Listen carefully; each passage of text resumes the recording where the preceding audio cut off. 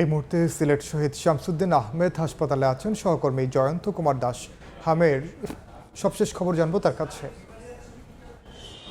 রাজশাহী, ময়মনসিংহের মতো সিলেটেও বাড়ছে হামের প্রাদুর্ভাব, মৃত্যুর সংখ্যাও বাড়ছে।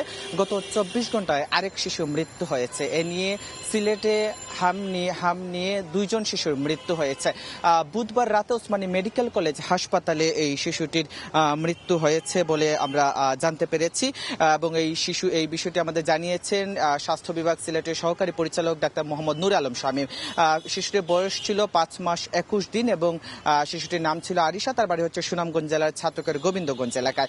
এ নিয়ে চলতি মাসে হামের উপসর্গে সিলেটে 2 শিশু মৃত্যু হয়েছে। শিশুটি আসলে নিউমোনিয়া জ্বর নিয়ে গত 6 এপ্রিল সিলেটের শহীদ শামসুদ্দিন হাসপাতালে ভর্তি হয়েছিল। বুধবার তার শারীরিক অবস্থার অবনতি হওয়ায় ওসমানী আইসিইউতে নেওয়া হয়, সেখানে তার মৃত্যু হয়।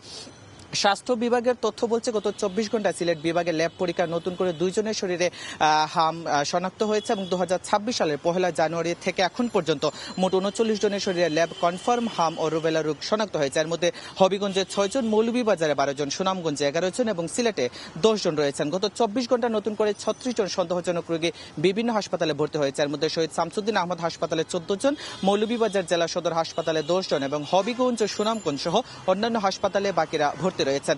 বর্তমানে আসলে বিভাগ জুড়ে এখন পর্যন্ত 101 জন সন্দেহজন রোগী চিকিৎসা নিচ্ছেন।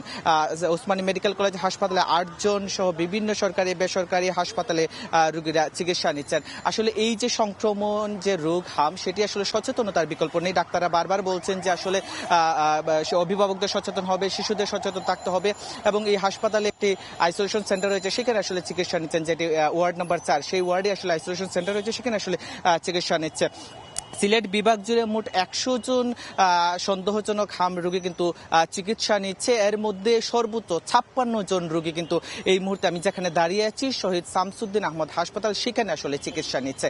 সবকিছু মিলিয়ে হামের প্রাদুর্ভাব বাড়ায় মানুষের মধ্যে আতঙ্ক রয়েছে। সব থেকে বড় আতঙ্কের যে খবর সেটি হচ্ছে সিলেটে হামের পরীক্ষা কেন্দ্র নেই, কাজে পরীক্ষা করতে হচ্ছে ঢাকায় গিয়ে। অনেকটা বলা যায় দুশ্চিন্তায় সময় পার করছে সিলেটের মানুষ। এই ছিল আমার কাছে সিলেটে যে হামের প্রাদুর্ভাব সেটির সবশেষ।